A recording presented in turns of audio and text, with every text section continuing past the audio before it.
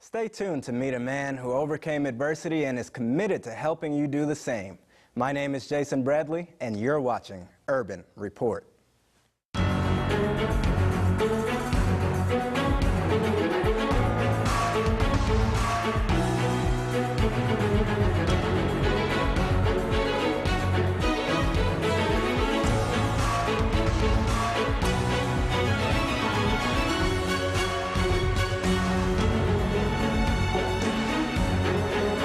Hello and welcome to Urban Report. I had a chance to interview Dr. Donnell Josiah. He is an author, consultant, and musician.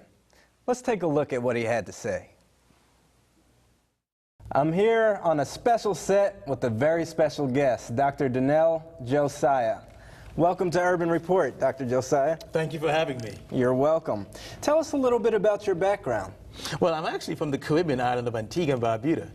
And I grew up there I left there after 24 years of living there, and then I migrated to the United States, and I pursued higher education and been here since. Wow, wow. Now, you said you pursued higher education. You are a doctor. What is your doctorate in? My doctorate is in applied management with an emphasis in organizational change management and leadership development.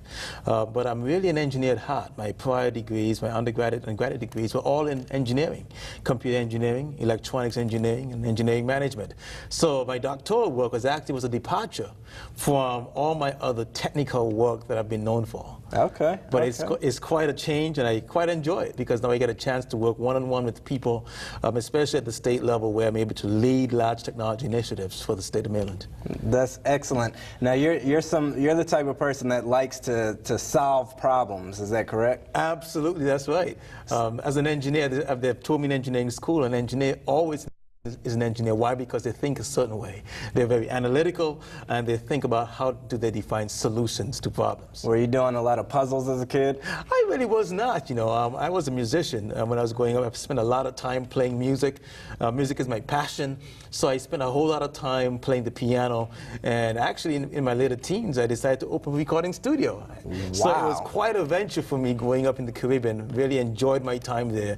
But you get to a point where there is a new calling, a new purpose that you have to go and acquire, and that my opportunity came to go to higher education, and that afforded me the opportunity to really pursue my dreams now as a management consultant. Wow. Now see, I happen to know that you're a phenomenal musician. I've heard you play. You actually played for one of our programs called Magnify Him, and you played a song called All We Ask, and you did your own arrangement on there that was absolutely amazing. I need lessons on that. I'd be happy to help you with that. Wonderful, wonderful. And you recently came out with a CD, correct? That's right, multiple actually. I am producing music now, not only performing. In the last several years, I've been actually actively performing piano solos.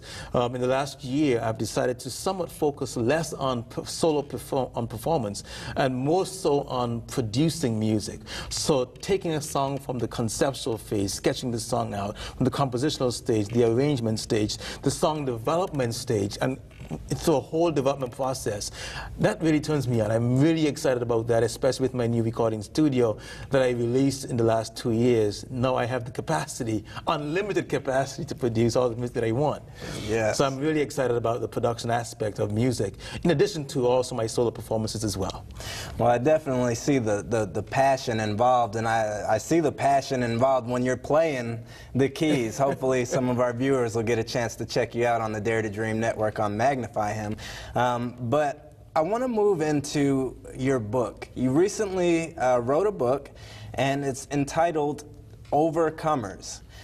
What is your definition of an overcomer? An overcomer is anyone that has been able to overcome, for lack of a better word, to overcome, to confront, and to move past obstacles that may have precluded them from accomplishing their life's purpose. That comes in all forms, all shapes, all styles. Because when you look at impediments and obstacles, some folks have emotional impediments. Some folks are confronted by hardships in their families. Some folks are confronted by the failure, depression, a number of different obstacles that prevent them from a real really accomplishing their purpose in life. Overcomers provides an opportunity that gives these people the ability to define a life goal, whatever that life goal is, whether it's higher education, whether that life goal is making a career change, whether that life goal is pursuing some other personal goal. It allows them to define that goal and, following a 31-day trajectory, define measurable ways in which they can accomplish that goal. Wait a minute, a 31-day trajectory? Believe it or not, a 31-day process. Really? What I do, I talk about specific topics that need to be mastered within a 31-day period. Now, the reason why it's 31 days is not because the skills will be perfected, but because they will be able to gain all the tools in 31 days that would allow them to perfect those skills over a period of time. So essentially, this book is sort of like a roadmap to finding your purpose, or you have to find your purpose first and then follow the roadmap. How does that work? Break that down. That's an excellent question, because before you can actually accomplish your destiny, you first have to achieve your purpose, defining your purpose. And to do that, you first have to define listening to your inner voice. What is the Lord telling you about your purpose? What do you feel compelled in pursuing? What turns you on? What really excites you? Because what I've found, many people spend a lot of time pursuing higher education, completing 3, 4, 5, 6 years of higher education, only to live a life not even in the same fields of study. And I'm thinking, when that usually happens, it's usually because their purpose was not properly defined in the beginning. That now we need to step back and say, well, here's what I really love doing, and here's what I want to pursue for the rest of my life. And that's great that you said that about changing. Like a couple years, they go to school, yes, and they change their minds, and they went for one thing, change into another thing. Some people go for a particular job that makes a certain salary. Some people try and go for the money, but they're not passionate. It's not something that they would do for free. How important is it to pursue something because you're passionate about it, as opposed to just going for, say, the money?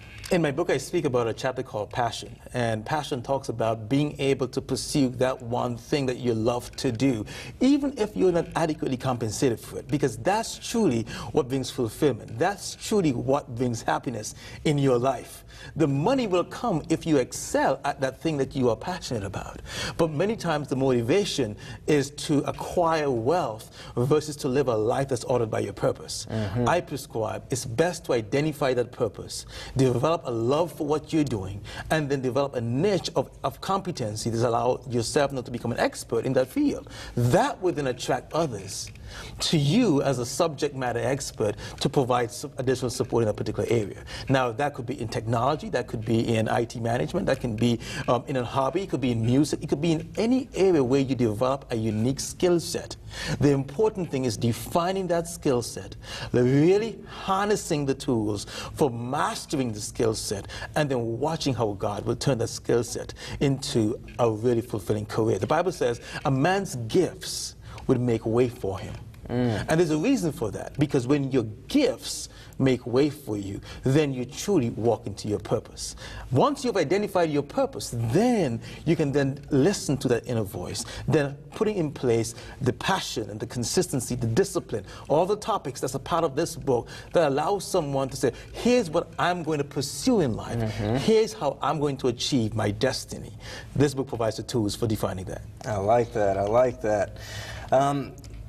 Tell us about the testimony. You shared a testimony in your book, and it's like the testimony that you never shared. You're absolutely right. Touch on that. I own 3 companies. The first company is a management consulting company called Change Dynamics. Change Dynamics is an IT consulting practice where we provide project management, program management, and technology consulting services for the state of Maryland. And in that particular company, I was blessed to receive a state award for a very large procurement. I was sitting at my desk one morning, getting ready to plan my day's activities, outlining the activities in my project schedule that need to be accomplished within a 30-day period. And the Lord spoke to me very loudly. And he said, I blessed you publicly, yet you would not testify of my blessings publicly. I immediately stopped what I was doing, which is working on my project schedule, and I opened a Microsoft Word document and I began to type. And as I typed, the Lord began to inspire me. He began to show me, here are the obstacles that I was able to have you overcome. Here are the things that you have not yet shared to someone who may be going through the same thing, that your testimony can be used now as a tool to help them through this period of time. Now, also remember, prior to that award, I was unemployed for 4.5 months. 4.5 months? And you had a family at that time too, correct? You're absolutely correct. I have a wife and I have 2 young boys. But never once during that period of time were we ever in need. And that's really the heart of that testimony. Because every day his hands, God's hands, steered us towards where he wanted us to go. He provided what we needed, and he ultimately even blessed us with new music. Wow. So there were songs that came out of that experience. A book came out of that experience. So sometimes when you face hardship, God is using a hardship to set you up for your destiny. But you have to have a discerning eye to see that. Yes. So I'm typing away at my computer. I'm working on this testimony I never shared. And then I decided to post this testimony on Facebook. On Facebook? On Facebook. Well, he did say you have never shared it publicly. What better medium to share it but publicly on Facebook? So after an hour of pondering, I decided to hit submit on that Facebook post. Was your heart beating fast? You know, it absolutely was, because I never was that transparent about my personal life. I'm a very private individual. I'm not someone to easily share the difficulties and the hardships that I sometimes face, that all folks face. Oh, yeah. So, but the Lord said, you have never shared it publicly. It's time for you to do that. Now, how were you feeling about God at that particular time when you were going through it? I know you probably spent a lot of time in prayer. You know, sometimes during tragedy and adversity, we either run towards God or we run away from God. How did you, I guess, did you seek God at that time? Or, I mean, like when you were going through that 4.5 month unemployment? It's an excellent question. During that period of time, I found myself being drawn to God. In fact, one of the songs that came out of that experience merged 2 concepts, 2 songs. Great is thy faithfulness, and I surrender all to you. And that song came out as a single that my wife just released called I Surrender. The words, today is a new day. With new mercies I see. I surrender it all to you. I need you to lead me, guide me, and hold me through it. I surrender it all to you. So out of that experience, I was able to write songs. In fact, during that period of time, I was also able to really help my other companies, which is my 501c3, which is my music charity, and also my recording studio, also flourished during that period of time as well. So it was almost God was saying, I need you to take a break from your consulting work to develop your other passion that you really have, which is music development. Wow. And I often say this, that the true testament of faith is the ability to trust God and tolerate uncertainty through trusting God, that he has the best will and best plan in mind for you, because he sees the end from the beginning. We don't see what's going to happen tomorrow or the next day, but he knows before we were even born what is to come. You're absolutely right, which actually leads me back to your original question about was I apprehensive in sharing that testimony, because it was his plan that he would use that testimony to bless other souls. And what I began realizing, I began getting inbox requests. I began getting folks responding. Within a short period of time, that post went viral. Then I also had members from my university, folks who never responded to a post, inbox me. I had folks text me, folks who are encouraging me, but at the same time saying, we need to learn more of this journey that you have been on. And then quietly, November 6th, I began getting some of my confidence, telling me, you need to put this in a book. And I began listening, I began pondering, should I really do this? How can I do that given the fact that I have so many things already in motion? November 17th, I made the decision that I was going to put pen to paper and begin working on this book. And within a short period of time, I began realizing that the ideas was coming, the thoughts were flowing. And I began wrestling with the idea, what do I call this book? Should I call it Change Dynamics? No. Should I call it Overcomers? Yes, because that for me was the crowning jewel of my experience. I overcame this particular difficulty, and I'm going to use that testimony to do that as well, to help other people overcome as well. But also remember that prior to that, there were other obstacles that I had to overcome. Even prior to going to higher education, I had a number of different challenges that precluded me from even entrance. So let's touch on those challenges. Yeah. What were some of those challenges that you faced? Excellent question. For example, I remember when I was actually in 12th grade. I was the youngest person in my class. I was from a rural district in Antigua, in the Caribbean, where you don't have all the amenities as you would have in the U.S. schools, a lot of technology, a lot of access to resources. So here I am in 12th grade preparing to sit what's called Caribbean Examination Council exams. These were pretty rigorous exams that test all aspects of your academic life over a 5-year period. So consider the fact that I'm now 15 in that class. I'm the youngest person in that class, and I'm registering to take 9 subjects: chemistry, physics, agricultural science, geography, mathematics, English, and the list goes on and on. And the principal calls me into her office and she says, "We're not going to allow you to take more than 5 subjects because of your age." I said, "What? My age? Why should my age preclude me from pursuing my goals?" Needless to say, I tried to fight that decision. I went to the Board of Education for the country. Over weeks of trying to plead my case, they decided that they were not going to overturn the principal's decision. Needless to say that the 5 subjects that I decided to take, I did not have the instructional support to allow me to master the skills sufficient to take the exams. So when time came to really receive my results, I was devastated. So let me get this right. They cut you down to 5 subjects, but then they didn't prepare you accurately when it came time for the test. Adequate surmise, absolutely right. But that did not stop me, because my mom always encouraged me with a little poem that says, "The go-getter goes until he gets what he goes for. The go-getter reaps what he sows for. He fixes a goal and resolves when he sets it. The way to the prize is to go till he gets it." And that poem, actually originally written by Susan Willoughby, that poem motivated me to define my life's goal back then and to pursue it. Now, the results that came afterward did not encourage me. The results devastated me. Why? Because I felt like a failure. I was teetering on childhood depression. Can I enter college with these grades? I could not. Could I go into higher education? I could not. So I was forced to move into a vocational position back in the islands to gain the experience.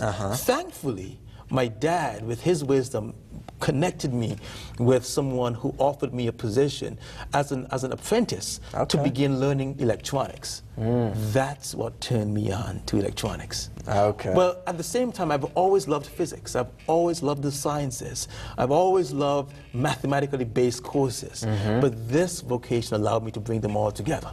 And that confluence, that bringing together of my love for physics and the sciences with now working as a technologist, working as a technician, really exposed me and really showed me, you know what, you are cut out to be an engineer.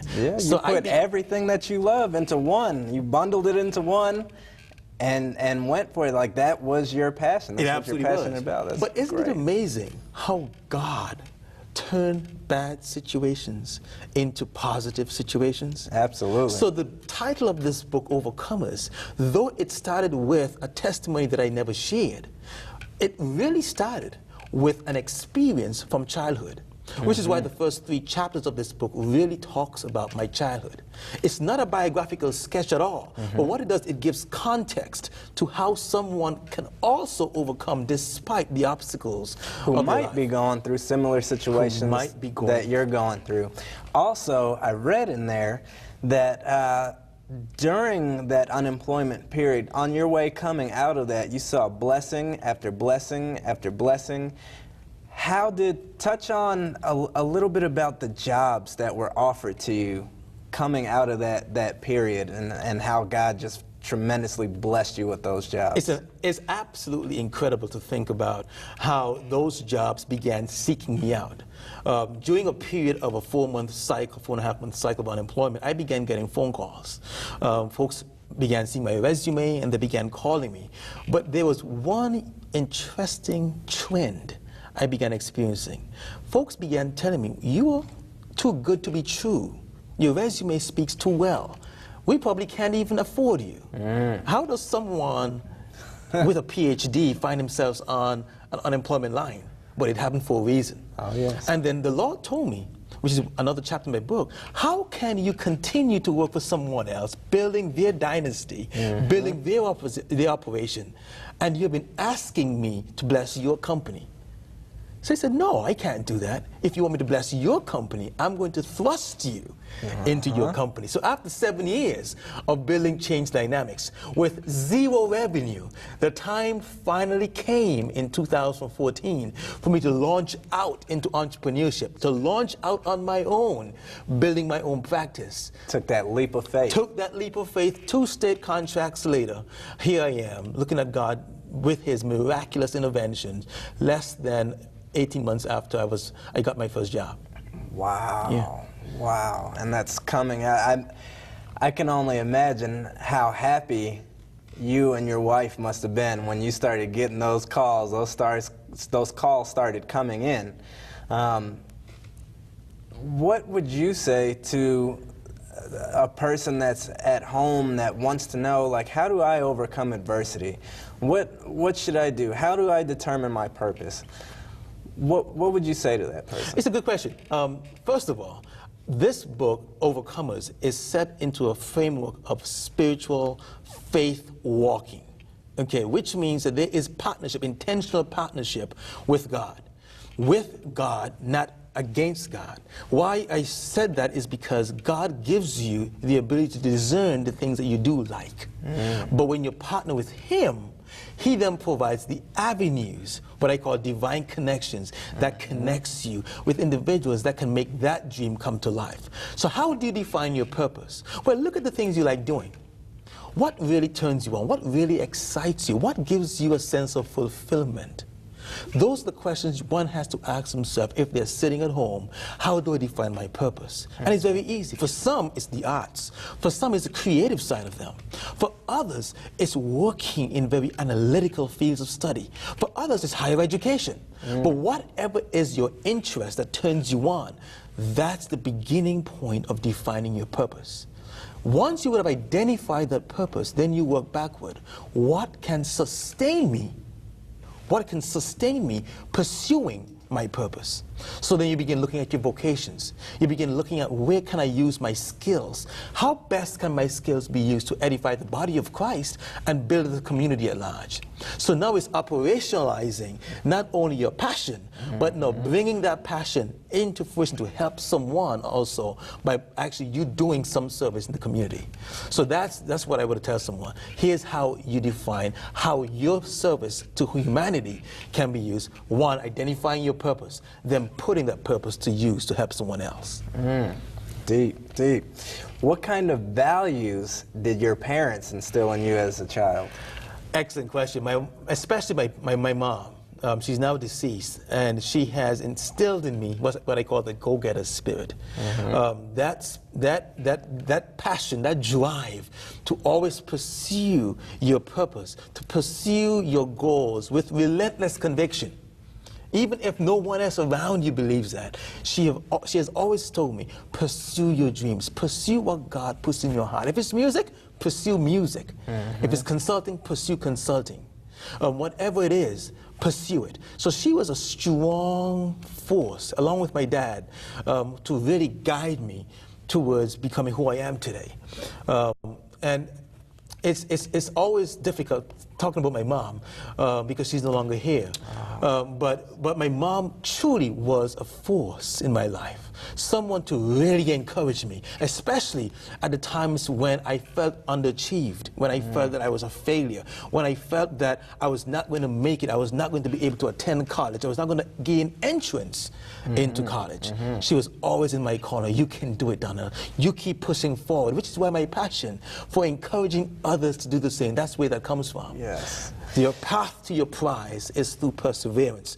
You can acquire that if you keep pushing through the limits to accomplish your dream. So what's next for you? Well, I would love to see overcomers in the hands of students across the country, whether that's students in grade school or students in grad school. Why? Because every student needs to define for themselves their purpose. Every student has a purpose for them to accomplish, a destiny for them to pursue.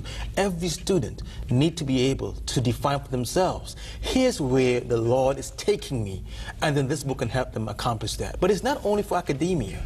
It's also for anyone looking to make a life change. So mentoring program and counseling programs and any type of opportunity, whether it's motivational speaking, whether it's one-on-one counseling, I would be happy to use the skills and the content that God gave me. I was just about to say, I see you as a motivational speaker in a few years. I wouldn't be surprised if I'm getting an email saying I'm speaking here, I'm speaking there. I see you as a motivational speaker because you're passionate about this. This is what you're passionate about. It's absolutely my passion. Why is that? Because I do believe that everyone has the capacity to learn, everyone has the capacity to define their life's goals and pursue it. I want to be able to be a facilitator of that process. And I think in motivational speaking, in using my books, in working one-on-one with individuals, it gives me the platform for doing that.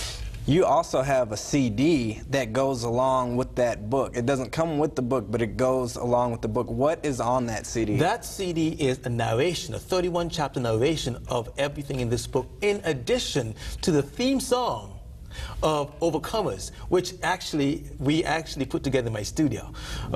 So there are things on the CD that's not in the book. How do people get your book and CD? My book is available in all major retail outlets who sell books. So you have Amazon, you have Books A Million, you have Borders, any of the major bookstores, whether it's local or whether it's online. My book is available there. It's also available on DonnellJosiah.com, and there you can get autographed copies, not only of the book, but of also the CD, also of our merchandise like our t-shirts or wristbands or pens and other products that we sell that inspire other people to pursue their life goals and to become overcomers. Wow, wow. Your passion is so inspiring, and I know that our viewers have been inspired as well. I know they're already trying to figure out what their purpose is in life. I want to thank you so much for joining us. Thank you for having me. What an interesting journey that Dr. Josiah had. You know, it doesn't matter what you're going through, what kind of struggle you're facing, what kind of obstacles are in your path. We serve a great, powerful God, a faithful God, a God that is longing to save His children and is willing to help you no matter what your circumstance. All you need to do is surrender and pray and invite God into your life and ask Him to help you overcome any adversity that's in your path. You too can be an overcomer.